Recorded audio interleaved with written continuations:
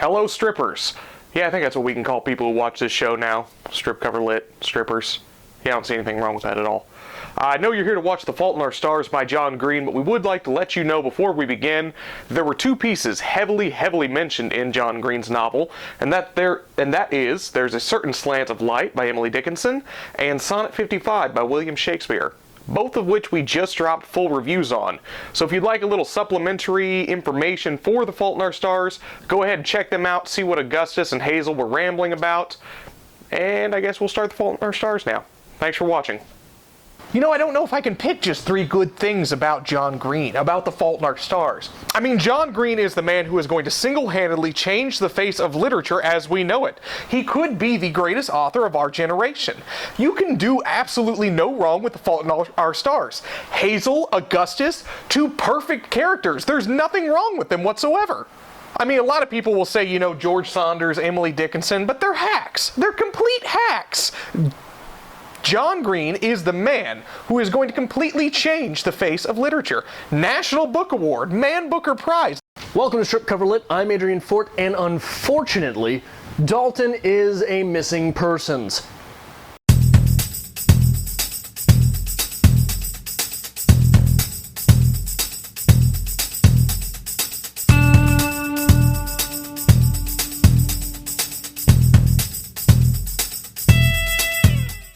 Welcome to Strip Cover Lit. I'm Adrian Fort. And you can fuck yourself. And I'm Dalton Gentry. Thank you very much, sir. I only read this because of you and you. So. And you enjoyed every second of it. And it changed your life.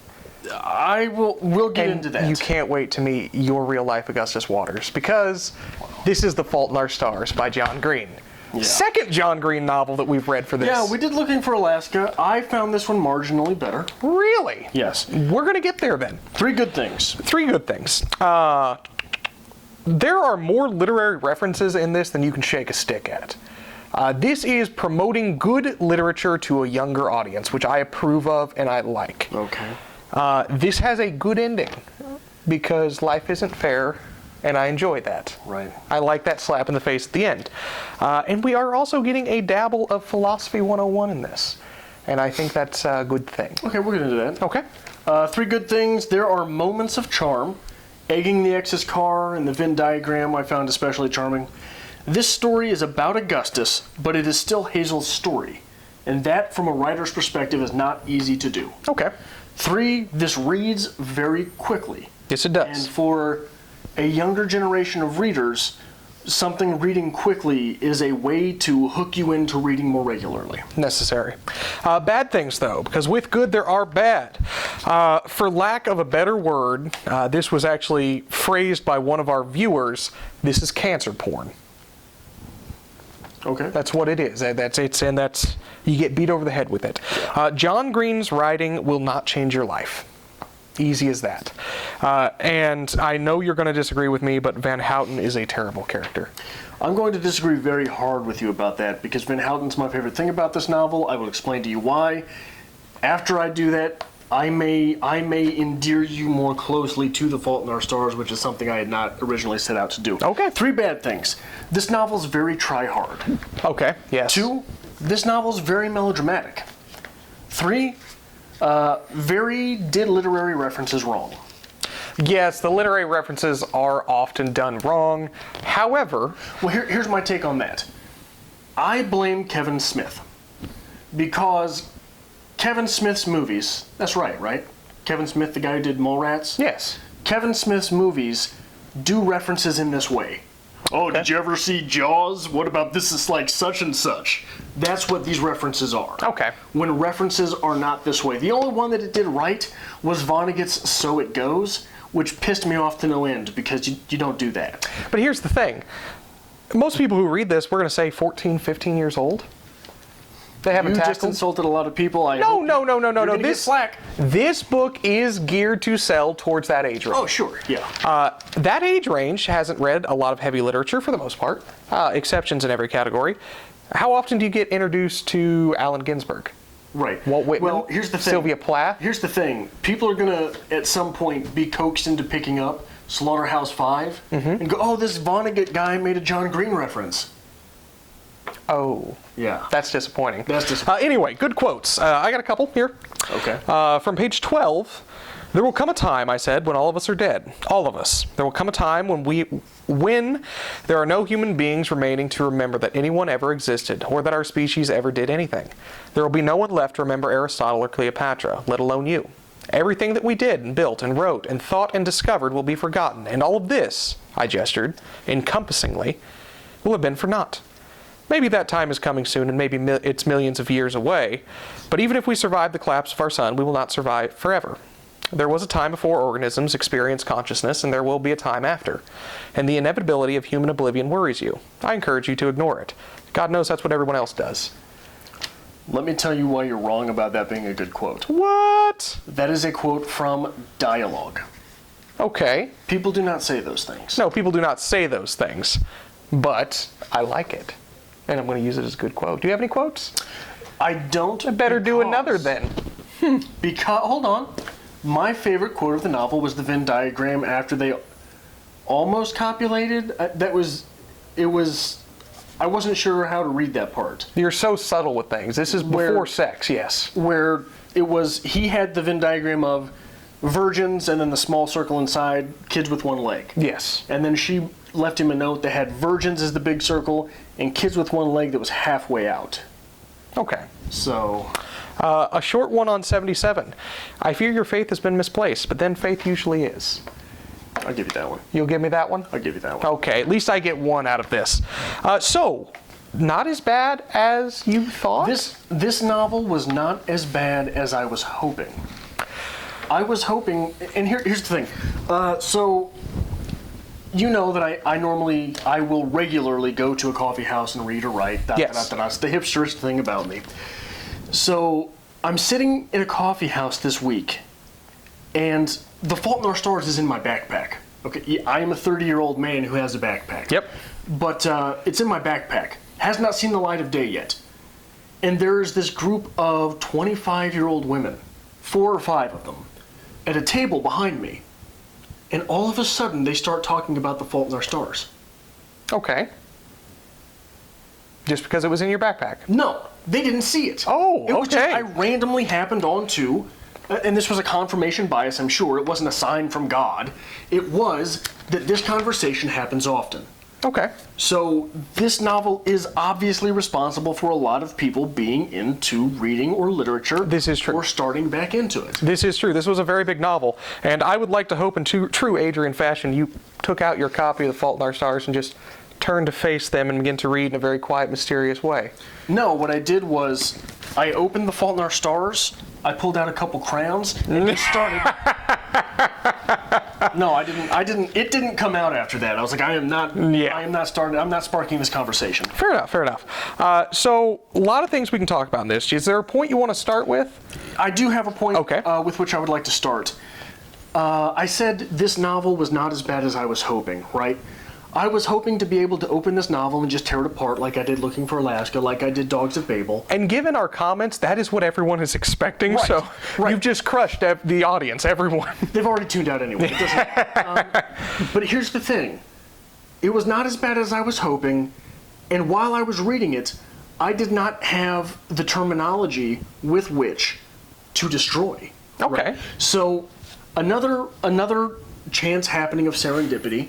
You open up Facebook and it tells you, this was your post from a year ago today. This was your post from 3 years ago today, right? Mm-hmm. I happened to open Facebook one day and I saw that 4 years ago, 2012, consequently, the year this novel was published, I believe. Okay.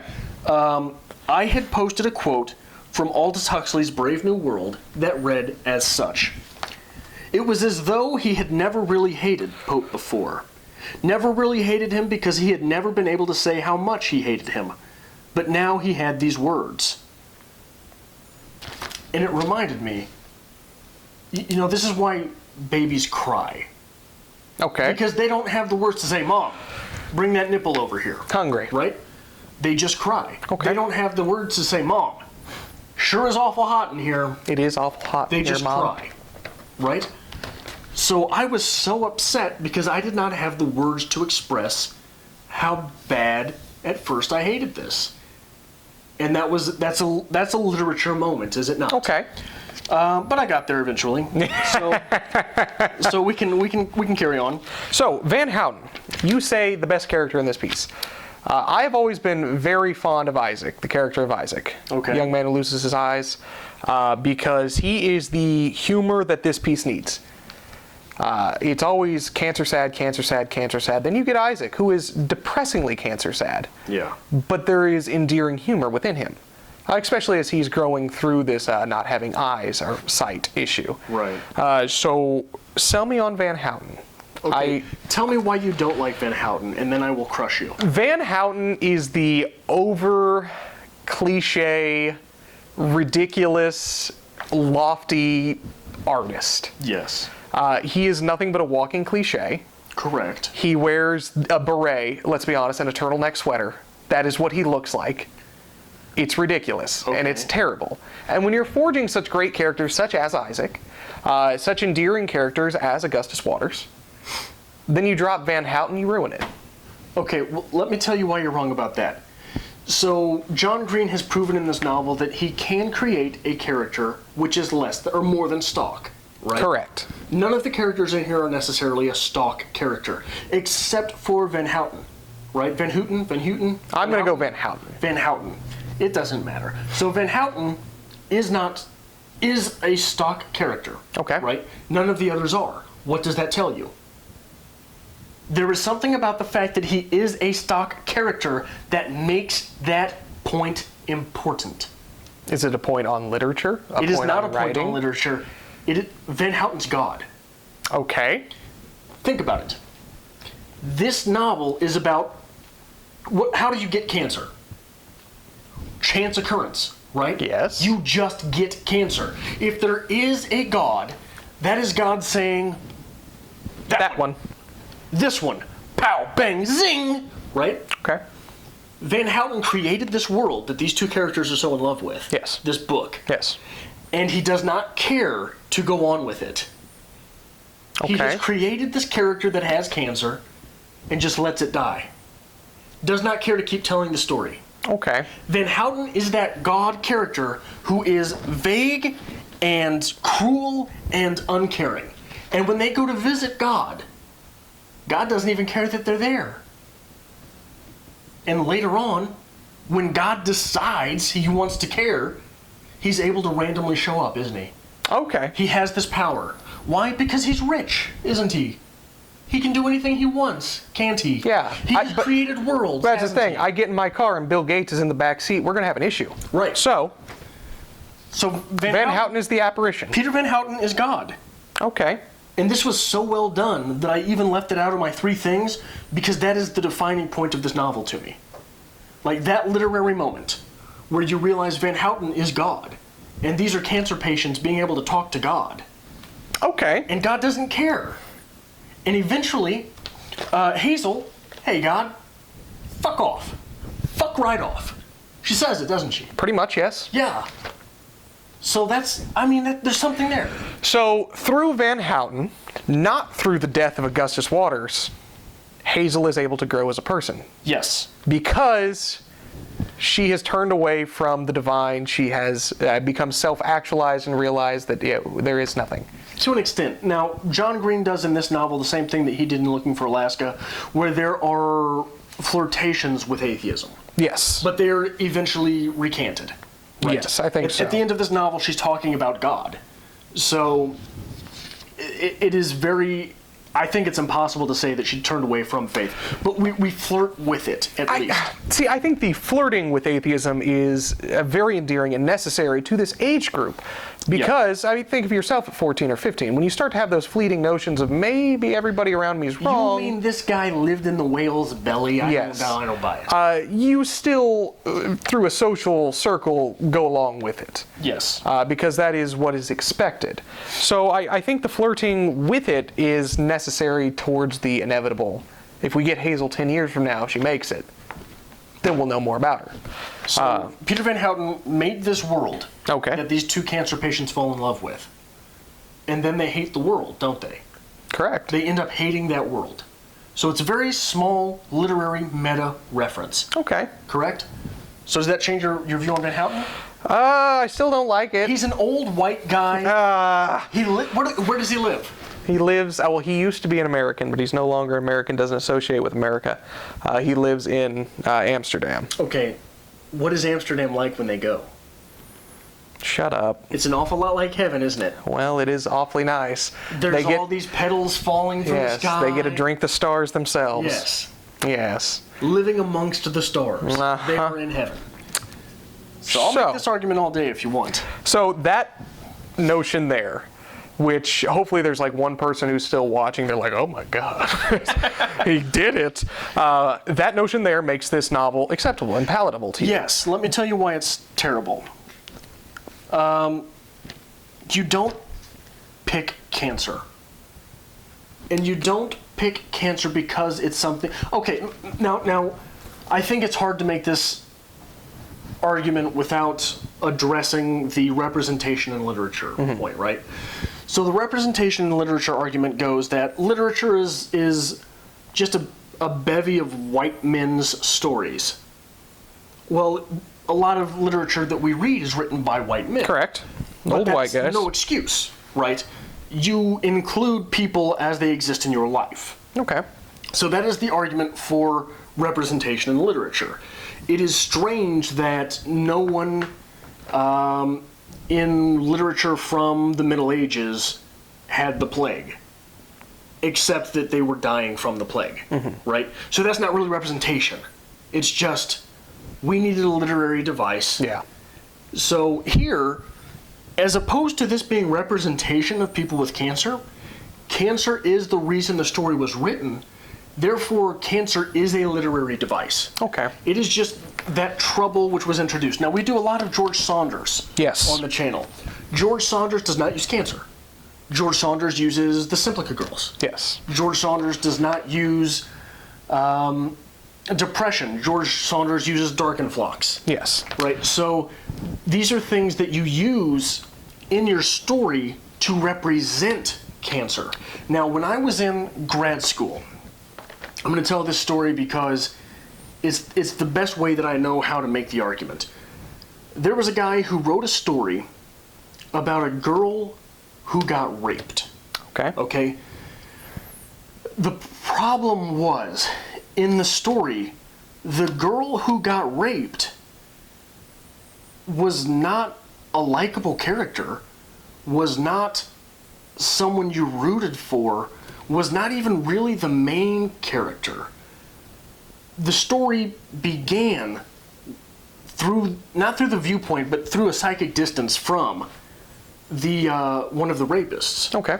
So it starts with this terrible person looking at the girl, and it was early high school age, so it was a girl, and she ends up at a party that he is at. He and his friends get her drunk, and a rape happens, and you have no one in the story to root for. Okay. You have no one in the story that you like.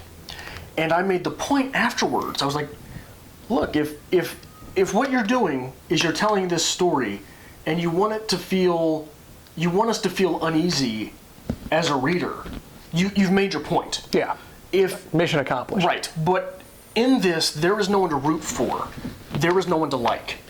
And this guy's point was, I didn't figure I'd have to tell you who to like in a story about rape. Okay. No. That's not how this works. That's not how this works. These are fictional characters. Yes. You have to invest us in them. Yes. We don't necessarily, we do not get a chance to be invested in these characters before we know that affliction. Right? Okay. So, in The Fault in Our Stars, cancer is used as a literary device which makes it more contemptible than less. Right? All right. It is not something that, because it's hard, okay, here, I'm just rambling now. It is difficult to look at The Fault in Our Stars and see a story for yourself if you were not afflicted by cancer. Correct. If you do not have someone afflicted by cancer. Now, the trick to literature is telling the big through the small, or showing the small through the big. And obviously there's always the argument that, everybody knows somebody who has had to deal with cancer, which makes this a story for everyone. However, could it have been the same story if cancer was never directly named? These children are dealing with some kind of affliction, some kind of obvious life-threatening medical affliction, but we don't directly call it cancer. I think it becomes better. It absolutely It does. And that's the point. This is cancer porn. Right. Here's your situation, cancer. Yeah, because you don't get the chance to make this about anything else. Yes. There is no, for example, Animal Farm, which we did the review for. Yes. Was very close to propaganda. Yes. Right? Because you knew exactly what it was written about. But even then, you're still able to say, look, if we look at this through a feminist critique, we are able to see the power dynamics at play. If we look at this through the lens of atheism, we are able to see the dynamics at play. Okay. There are no other lenses through which to look at The Fault in Our Stars. Okay. Is there? Is there any other? I think you can attempt to. I think you genuinely attempt to. I mean, we could play the feminism card as we enjoy doing because it's been ingrained into us so much. Page 9. Look, let me just say it. He was hot. A non-hot boy stares at you relentlessly, and it is, at best, awkward. And at worst, a form of assault. But a hot boy, well... there are cards. Even then, A, that's not feminist critique. No, it's not feminist critique. That's feminism. Yes. B, that's just a point in the novel. Correct. That is not the novel as an entire whole. There is no scope through which to look at this necessarily as feminist. So is that the definition of pop fiction then? Is this pop lit? Well, but I've made this argument several times on the channel as well. You can take a stooge and show them Shakespeare, and they can say, "Oh, well, look at the literature here." Shakespeare. But a true testament to intelligence is to be able to take something that is pop, to take something that was not written to be literature and say, if you tweak this just a little bit, right? The problem is that is almost impossible to do with propaganda. Okay. Right? With propaganda, you were able to see things about the outside world, but not things inside the literature. Okay. Which is very much how this is. That's how this feels, is it not? I think, you're on something with that. Now, how did you feel, if we can get back to the story as a whole, how did you feel about letting Augustus die instead of Hazel? Because the novel was preparing the reader to lose Hazel. And then it flips very suddenly, and it's over. Yeah, I thought that was very much better. I enjoyed that wholeheartedly. I think that's one of the better parts of this novel, because it is more heart-wrenching, and it's more realistic. Yeah. Catch the reader by surprise, hopefully, which John Green does attempt to do. That's what he attempted to do in Looking for Alaska as well. Yeah. Catch the reader by surprise and rip them apart. So I enjoy John Green for that. Especially because he's not, trying to rip apart, adult literary readers. This is, again, geared towards younger, newer readers. Right. Let's hurt them while they're young. Yeah. I love it. Pregnant. Yes. So, I enjoy it. I think it's okay. Life-changing? No, not by any means. But it's okay. Okay. Yeah. Yeah. Yeah. Yeah. So, Other points. Are these characters believable in themselves? The dialogue absolutely is not. No. I mean, this is shit dialogue. Yes. This is obviously contrived dialogue. And that is, if you take a look at social media, especially surrounding this piece, many people are in love with Augustus Waters. I'm here to tell you right now, Internet, Augustus Waters does not exist, nor will he ever exist. Yeah. No one is that smooth-talking, that philosophical, that educated, that witty, that perfect at that age. Or possibly ever. I mean, possibly ever. Like, this is such an obviously contrived character. Yes. Despite his physical flaws. Right. He's not stock, don't get me wrong. Yes. But he is obviously contrived. Absolutely. Just like all of these characters are obviously contrived. Is Hazel believable? Absolutely not. The quiet, literary genius, essentially, who breaks apart literature. There are moments of believability. I think she is largely a believable character. You think so? Well, how not? Let me just get to this out. Again, I love the character of Isaac. That is the most believable character in this piece to me. Okay. That is the young gentleman who falls in love with his high school sweetheart, and that's a believable moment. She leaves him because she can't deal with this shit. That's 100% true. That's how this world works. Yeah. And, he takes it upon himself, and he grows as a person through that. That is a believable moment.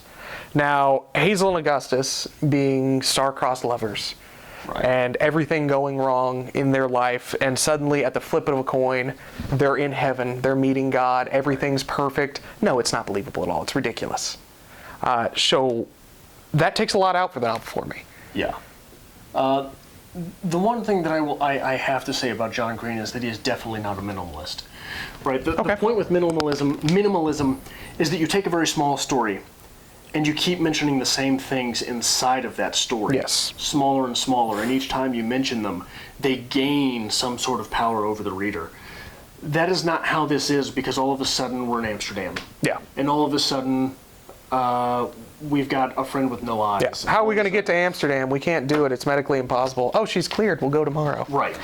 That's not how it works. Now, the parents in this novel, Hazel's parents, they are believable characters. Yeah. This is the first glimpse that you really get a true, realistic glimpse into this world of the parents who are going to be faced with losing their daughter. At one point, I don't know the exact quote, I didn't highlight or anything, but Hazel says, that's when I realized, or she overheard her mom talking, when Hazel dies, I won't be a mother anymore. Right. These are the parents doing everything they can to give this child, their only child, everything they can, and just holding their shit together on a whim. Right. Very subtly mentioned every time with the dad. No matter what, he's always just subtly just crying. Yeah. That's his character trait. But why is he crying? Because his life's a shitstorm. Yeah. So, yeah, Hazel's parents, perfectly acceptable in my opinion. Yeah. Got anything else you want to talk about on this? Oh yeah, we can go for a while on this one. There's a lot of things in here that bother me. Okay. We can talk about the literary references for a minute, because William Carlos Williams, Anne Frank, Emily Dickinson, T.S. Eliot, Shakespeare all go unmentioned in the acknowledgments to this novel. Okay. That's interesting. All of their works were either, and more people, I didn't get everybody, Vonnegut, Allen Ginsberg, Walt Whitman. So they were all mentioned. Some of them were directly stolen from. Oh yeah, But quoted. They go, quoted, the Red Wheelbarrow was quoted in whole. Yes. And William Carlos Williams went unthanked. So this is John Green's thinking, well, I'm bigger than these guys. I'm more important than these people. Look, I can put them in here and not thank them. On page 52, John Green has bled into his own novel. This old woman gave a lecture wherein she managed to talk for 90 minutes about Sylvia Plath without ever once quoting a single word from Sylvia Plath. There's a meta moment if I've ever seen one. That deserves a mic drop. So that really, really, really pissed me off. Okay. If you're going to steal from people, you at least need to thank them in the acknowledgments. They're like, if you're going to steal something, you should at least send them a happy little card. If you're going to break into somebody's house, go ahead and do it, but make sure you send them a card saying, hey, thanks for the TV. On top of that, the literary references are just bad. They are. They're just stuck in there. They are. But that's the thing. If I hear Allen Ginsberg as a younger reader, maybe it's going to prompt me to say, well, who's Allen Ginsberg? Give it a Google, and then boom, you're introduced to Ginsberg. Right. But in that sense, I mean, like I said, that's a Kevin Smith reference. An Imperial Affliction. You know people looked that up trying to see if it was a real book, which it is. It is actually the title of a novel as well, a real-life novel. I don't care. But how many people discovered Emily Dickinson through An Imperial Affliction? Everyone knew Emily Dickinson before this little novel. Nobody cared about Emily Dickinson until John Emily Green. Dickinson is gold. Also, this Anne Frank scene, where all of a sudden they're kissing and everyone applauds. Yes. What the fuck was that? Have you never been in a museum and started kissing someone and everybody just claps? I've been kicked out of numerous museums for indecent exposure. That's what we should have done with this. We should have went around Kansas City, and anytime we see any kind of a social interaction, just... We should have gone to the museums and just kissed. The Nelson Atkins is still open. It's down the street. If you want that to have impact, and if you want the Anne Frank Museum to not seem out of place, you have to plant that idea earlier in the novel. Yes. It has to mean something. All it was John Green saying, well, I got him to Amsterdam. I got to milk this. Yeah. What's in Amsterdam? What's in Google. Amsterdam? What do they drink in Amsterdam? Yep. L'Orange. Uh-huh. What the hell was that? Uh-huh. I don't care, John Green. You have to set things up. The Fault in Our Stars. How'd you feel about that as a title? I know you're going to tear it apart, but I'm okay with it. I'm very much okay with it. It's a catchy title. It is? It has not a goddamn thing to do with this tale, necessarily. Do you think so? Well, explain how it does. Well, if you look at the concept of, the stars defining everything. Yes. It's the fault in our stars. It's nothing we've done. You could literally name any novel The Fault in Our Stars. Oh, yeah, absolutely. And it would work. Absolutely. As long as you're thinking, well, the stars tell us our fates. Yes. And this is the fault in our fate. Literature. Right? Literally, any fucking novel could be called The Fault in Our Stars. Very true. What about Our Little Infinity? Our Little Infinity? There's that moment where they're talking about some infinities are bigger than others, and Hazel says something about when Augustus is dying, I believe it is, our little infinity lasted from here to here. Our little infinity would belong to this novel. Okay. The Fault in Our Stars is just, well, congratulations. Yeah, just picking from other authors' works why again. Not a series of unfortunate events. That's not what this is about at all. I'm just saying. Coming next month to Strip Cover Lip, Adrian reads a series of unfortunate events. Don't put that out there. I don't know who actually wrote that off the top of my head. Lemony Snicket, wasn't it? Lemony Snicket. I'm terrified that you know that, actually. So, overall. But one more thing I want to go into. One more. You liked the character of Isaac. Did you catch what that might have been? What I'm going to go ahead and give John Green the credit for thinking up. What's that? The blind guy playing the video games. Any thoughts on that? The blind guy playing the video games? It's the allegory of the cave. Okay. It's the allegory of the cave. All right. We're all in the darkness, and we're seeing the play in light through the fire on the wall. But the real world's just outside. But we don't care, baby, because we got that play to look at. Okay. It's the allegory of the cave. Now, I think there was a bit of a push, and I've thrown my book. I probably won't be able to find it on the fly like this, but there is a little heavy-handed blind seer action going on here. Yeah. It is joked about a little bit, which I like, but it's pushy. It's very pushy on that one. Yeah. So overall, what would you give The Fault in Our Stars? I would give this 70 cigarettes out of 100. Oh, 70? Yeah. I thought you said it wasn't as bad. That's a C. You gave it a C. What'd you give Looking for Alaska? I think a 68, if I'm remembering correctly. I have no idea. I think you gave it a lot higher. I think your scale is so skewed right now. It might be. I'm drunk. Okay. I'm going to give it 80. 80? 80. All right. I mean, we never go usually lower than that. Yeah, we don't. So, 80, there's something in here. It might not be for me. What would you recommend? Dogs of Babel by Carolyn Parker. No, you wouldn't. Shut your mouth. What would you recommend? I put down because really? I don't like this, I don't like that, and I don't like you. I hate you so much. If you want to deal with the end here, this eulogy, just give up on the fake want-to-be eulogies and read the epitaphs. The Spoon River Anthology, Edgar Lee Masters. Favorite of mine, book of poems. Wonderful, just wonderful. Or read any of the works stolen by John Green in The Fault in Our Stars. I hope he sends us a response video. That would make my little day.